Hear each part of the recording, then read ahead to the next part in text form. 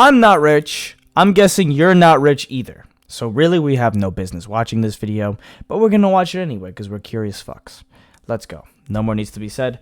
I need to keep my audience attention. Let's go. Wendover Productions running. 295,450 people with at least 30 almost 300,000, and none of them are me. Individuals referred to. By the way, that whole net worth and like, it's not money in the bank. Net worth is kind of complicated. That's like their whole assets and stuff like that. Like, it's not like 30 million that they could just like spend on something right now on PayPal. Like, that's how I always looked at it when you were young, you know? Ultra high net worth represent about 0.0037% of the human population, yet they hold about a third, $35 trillion of the world's wealth. Yeah, that's the kind of inequality, it's no wonder why a massive global industry exists, fully centered on supporting the nomadic lifestyles of the world's wealthiest 295,000. As with any socioeconomic class, ultra-high net worth individuals are more likely to socialize with other ultra-high net worth individuals. So when he says any socioeconomic class, right, he means poor people would talk with other poor people. So is this why they say that, like, for a poor person to become rich, the best chances that you have are becoming rich, like getting friends with, right? Becoming friends with and having that people in your social network, right? In your social circle, you want somebody that is rich. They say that that is very beneficial to the people who are trying to make it out and trying to, like, you know, get up that socioeconomic, you know, hierarchy thing. I see it, you know, because rich people always have rich friends. We know this, you know. It's like, oh, you know, they laugh they laugh rich. They laugh in rich. You know what laugh I'm talking about? It's that Jeff Bezos laugh. And they all laugh with each other and stuff like that. Yet, intriguingly, the number of people earning and spending similarly to you goes down as your income goes up. Therefore, once you get to the top of the income scale, the scarcity of people like you stretches your social networks out to a global scale. Through the years, this led to the creation of the informal but remarkably systematized so-called billionaires' social calendar. The year often starts on St. Bart's, the traditional New Year's Eve spot for the wealthiest few, then February might include the Super Bowl, and March skiing in Aspen or San Moritz. Spring starts with the Masters Golf Tournament in Augusta, Georgia, while May includes the Cannes Film Festival and the conveniently close Monaco Grand Prix. June's highlight is the Henley Royal Rowing Regatta in England, July's is Wimbledon, August's is the Venice Film Festival, while September often includes a return to Monaco for its yacht show.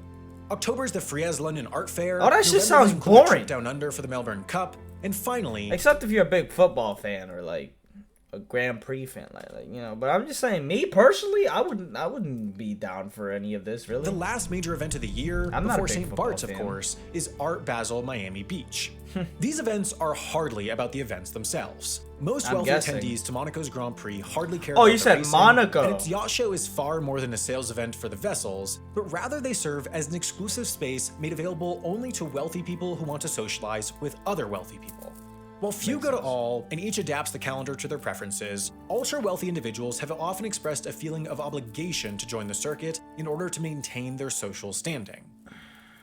Such pressure may have motivated... So what? If you don't go to these scummy little rich little events? I mean, I can't hate on them. Of course I'm going to hate on them because I'm not rich. That seems so cliche. Let's hate on the rich people because we're not rich. But like, really though, share some money. I could use it. Jeff Bezos, for example, to start his 2022 as he did, on a yacht off St. Bart's with his partner, Lauren Sanchez. Thanks to publicly available aircraft transponder data, even billionaires can be peer pressured. See what he pressured. did with the rest of his January. Bezos' pair of G650 jets are too large for St. Bart's short runway, so they waited on neighboring St. Martin while the billionaire rang in the new year. Oh then, my God. On the 1st, N271DV took off for the 7-hour flight to Los Angeles to drop Sanchez off, while the other N758PB flew the next day to take Bezos directly home to Seattle. Over the next 2 weeks, both jets regularly shuttled up and down the West Coast between Seattle and Burbank, presumably to take Bezos and Sanchez to visit each other. On January 13th, however, one of the jets flew from Burbank to Maui, while the other flew from Seattle and stopped briefly at LAX before continuing on to Maui, presumably carrying Sanchez and Bezos respectively to the billionaire's new $78 million vacation home on the island. Then each jet returned to the mainland 4 days later. Bezos appeared to visit Sanchez again on the 23rd, then 4 days later flew directly to Washington, D.C. Bezos owns the biggest home in the district, the largest newspaper in the city, and his company Amazon is constructing its second headquarters. Since when? Since when does he own the Washington Post? Get the fuck out of here, Bezos. But who the heck is this Sanchez guy? I did not know they were friends like that. They travel a lot. I've never even been in a plane. Across the river in Crystal City, Virginia. So he was That's crazy. likely there for business. But finally, Bezos finished out the month by flying back to Burbank once again.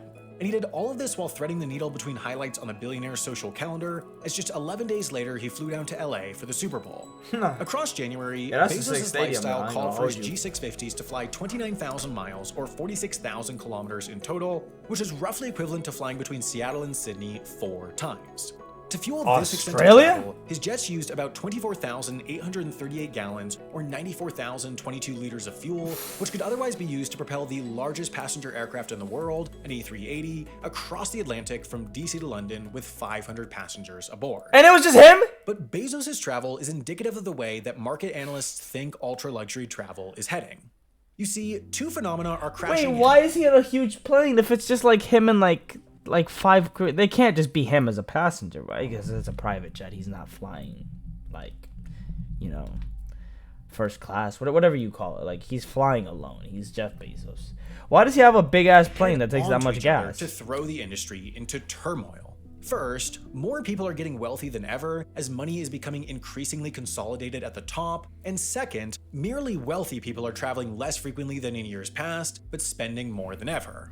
Data indicate that prior to COVID, Americans spent an average of $4,871 on a trip to Greece, but now it's all the way up to $6,561. Goddamn. Airline executives have also jubilantly noted that first and business class revenue is remarkably strong despite the continued weakness in the traditionally lucrative business travel segment, mostly thanks to leisure travelers opting to pay the premium for more luxurious travel at a greater rate than ever. In New York City, the ultra-luxury hotel market is said to be booming, with all-time high prices and occupancy rates and new super premium properties opening faster than ever. Summer 2022 saw the opening of the highly anticipated Amman, New York, with the cheapest rooms starting at $2,600 a night, but more regularly pricing in the $3,000 or $4,000s. 5 years ago, the Amman's sister property, the Utah desert resort known as Amangiri, started at $1,400 a night. Excuse me? You said a desert resort? Hold on a second. But these days, that's doubled to $2,800. Ew, that's what it says. This is the entrance? Oh, well, I mean, it is the desert. I don't know what I'm expecting. A night. And even with dynamic pricing charging a hefty premium for the most attractive dates, plenty of nights are regularly sold out, even many months in advance. And of course, for those lucky enough to get a booking at resorts like the Amangiri, they need a way to get there, so it's no wonder why 2021 saw an all-time record high number of private jet flights, 3.3 million globally. Oh my god, they're just flying. Growth was in large part that's where this video has been going so far. It's like all the richest people in the world just fly everywhere. They just fly a lot, like a lot of places, like a lot. And they spend money on expensive hotels. Enabled by the propagation of the on-demand charter business model. Companies like Wheels Up, NetJets, and XO have revolutionized the industry by simplifying one-off charters of private jets, which makes the means of travel far more achievable for the twice-a-year wealthy leisure traveler.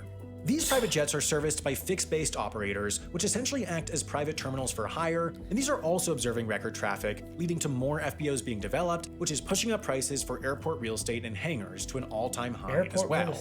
So, as the industry has grown as large as ever, it's simultaneously more expensive than ever and more frustrating than ever to get access to a private jet. Essentially, across the ultra-luxury travel segment, there's a capacity crunch. More people than ever are willing to pay more for a night in a top hotel than most do for a month of rent, or more for a 2-hour private flight than most pay for their cars. The pace of industry growth is... Wait, did he just say we're more willing to pay for 2 hours of flight than a car or the luxury hotel than our rent? How is more people trying to spend... wait, what? More? Where are you getting the stats for that? There's no way that's true. How are more people willing to, like... He's not saying more than not. He's just saying like that number's growing, I'm guessing. I mean, he's not saying most people, because I know that most definitely cannot be most people.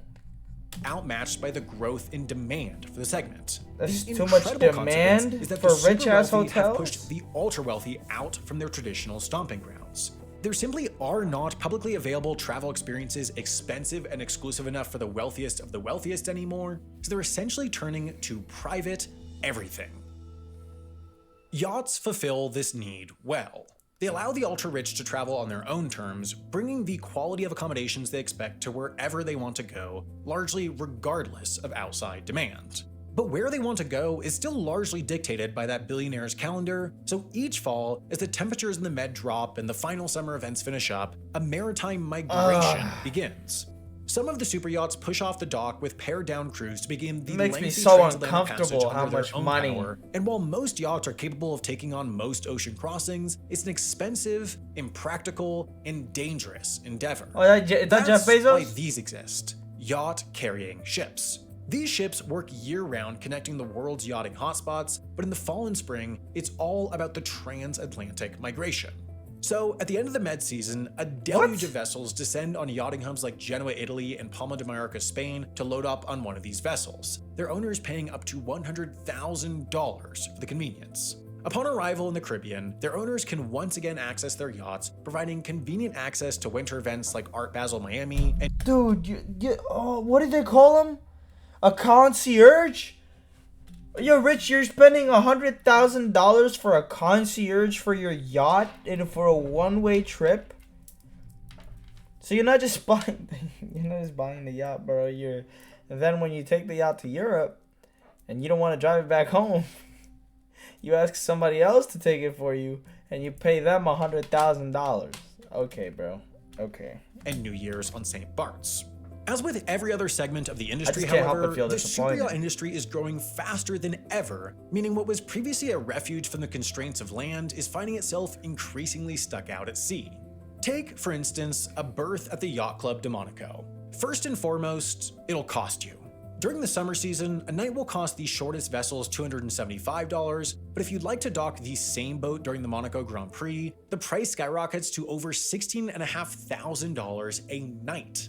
To get one of the few spots that can fit the largest 60 or 70 meter vessels, it'll cost $73,000 a night. But even then, the clubhouse building blocks the view of the track, so to actually see the race, this fee includes access for two to the building itself.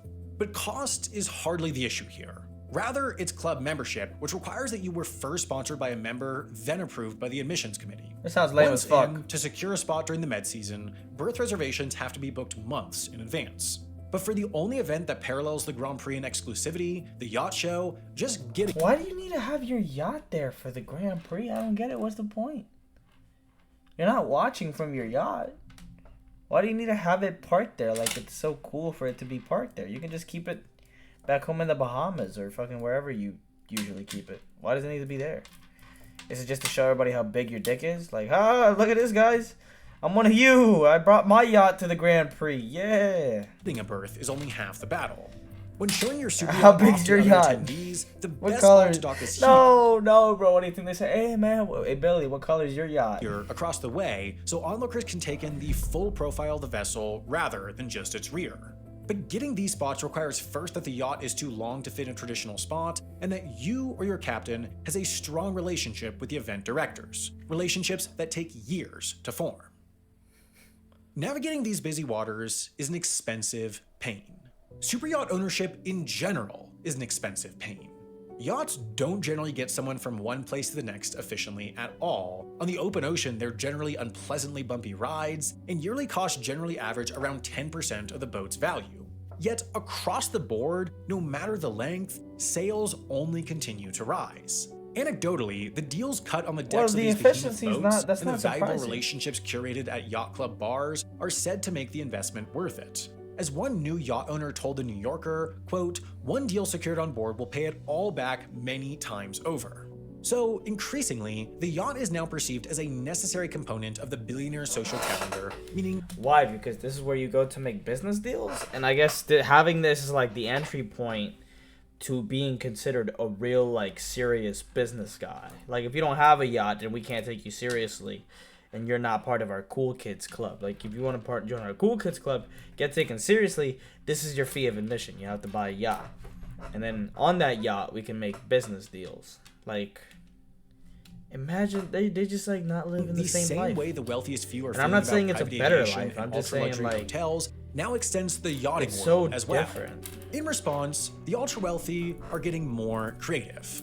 Over the past 5 years, just as overall sales and superyacht builds have risen, the number of superyachts over 40 meters being refitted has nearly doubled. More often than not, refitting means a visit to a boatyard for minor alterations. Sometimes, though, these refits are major, which reflects a growing trend. Is there water? Yeah, I have never seen a boatyard before. Maybe actually like decade pimping out your yacht. Yo, imagine fucking yacht customs. Monaco Customs. Sometimes, though, these refits are major, which reflects a growing trend, the rise of the expedition yacht. With traditional waters busier than ever and the experiential economy as big as ever, billionaires are rebuilding and buying superyachts capable of taking on more adventurous trips, be it sojourns into the Arctic or lengthy remote prowls across the Pacific. At the extreme end of this trend is a former Soviet icebreaker now rebuilt as an equally tough and luxurious expedition yacht called Legend. On the other, experiential yachting firms have popped up that create World War II battle simulations in the Pacific for bored kids, or set up temporary restaurants on sandbars in the middle of the Maldives. You do what? The trend towards exploration and expedition isn't just a super yacht thing either. At the same time that increasingly numerous millionaires are pushing the ultra-wealthy away from their old stops, the interest in and social value of unique experiences is pulling billionaires to services offering one-of-a-kind adventures, from up-close gorilla safaris in Rwanda to luxurious overland treks to the South Pole. These Luxpeditions, as they're called, are individually curated by companies like Brown and Hudson to push their guests through Bear Grylls-like experiences in frigid winter conditions before they escape to tents with heated floors and Michelin star-worthy food waiting on them. Their goal is that the trip, in their words, is seared into the participant's memory. And if the extreme outdoors— Oh, you're just like everybody else. Y'all some chemical fiends, bro. Like, just chill. It's like, oh, I feel like, what is the thought? Oh, I'm a billionaire. I must have a brand new, exciting, luscious, luxurious experience. Exhilarating and unique. Not many people must do it. If more than 100 people are doing it, I'm not going. I'm a billionaire. I deserve better. I need to be doing something that nobody else is doing except me and my close billionaire friends. That's the only people. If there are any millionaires doing it, then we're not doing it. It's just not cool anymore. Like, what kind of thinking is that? Yo, going to Antarctica? Just to be unique? And to flex how big your cock... Like, come on, bro. Y'all want to be unique so bad. Y'all just want to, like, be, like, so different so bad. Just prove to everybody. Isn't of interest. Like, Brown and Hudson offer the bro. opportunity to travel like James Bond, to live a few days like someone else entirely, or go off on a globe-trotting. These people are going to be depressed. For the ultra-wealthy, the options are really endless. You gotta be depressed. As long as it's legal, said one representative of a referral-only travel service, they'll do anything for a client. Bespoke traveling for the billionaire class is booming. And as long as the traveler gets a good story out of the experience, or the ability to brag about visiting the Salar Uyundi Desert in Bolivia, or the most rural reaches of Sudan, I would love to go there. Friends, they'll keep paying well into the hundreds of thousands for it. But of course, the true top of the market. Okay, but nobody's paying $100,000 to go to the fucking salt, like the thing in fucking Bolivia, right? There's nobody. Like, if I went there, I wouldn't pay $100,000. Why are they paying $100,000? You could just don't know about yet. Increasingly, wealthy people are traveling to be seen, either in person or on social media. In response, ultra-wealthy people are increasingly traveling to disappear, as reflected in the record sales of secluded $30, $40, and $50 million vacation homes in places like Hawaii, Colorado, and the Caribbean. We don't have a great sense of the ins and outs of the most expensive travel experiences because the secrecy is part of the premium itself.